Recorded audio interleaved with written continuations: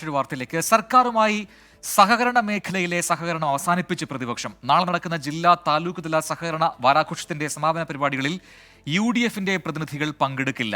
സഹകരണ മേഖലയിൽ സർക്കാരുമായി സഹകരിക്കില്ല എന്ന് പ്രതിപക്ഷ നേതാവ് വി ഡി സതീശൻ വ്യക്തമാക്കിയതിന് പിന്നാലെയാണ് ഈ തീരുമാനം. വിവരങ്ങളുമായി AV ജയശങ്കർ ചേരുന്നു.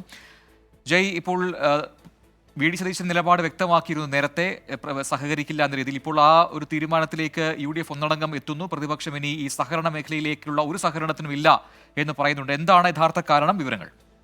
അതായത് ഇടതുപക്ഷം സഹകരണ മേഖലയിൽ നടത്തുന്ന അനധികൃതമായ ഇടപെടലുകൾ ചൂണ്ടിക്കാണിച്ചുകൊണ്ടാണ് ഇത്തരത്തിൽ സഹകരണ മേഖലയിൽ സഹകരിക്കേണ്ട എന്നൊരു നിലപാടിലേക്ക് പ്രതിപക്ഷം എത്തിച്ചേർന്നത്. പ്രതിപക്ഷ നേതാവ് ഇക്കാര്യം നേരത്തെ തന്നെ ചൂണ്ടിക്കാട്ടിയിരുന്നു. കോഴിക്കോട് സഹകരണ ബാങ്ക് തെരഞ്ഞെടുപ്പ് ഉൾപ്പെടെയുള്ള വിഷയങ്ങളാണ് ഇതായിക്കൊണ്ട് പ്രതിപക്ഷം ഉയർത്തി കാണിക്കുന്നത്. എന്തായാലും നാളെ നടക്കുന്ന ജില്ലാ താലൂക്ക് തല സഹകരണ വാരാഘോഷത്തിന്റെ സമാപന പരിപാടികളിൽ UDF പ്രതിനിധികൾ പങ്കെടുക്കില്ല.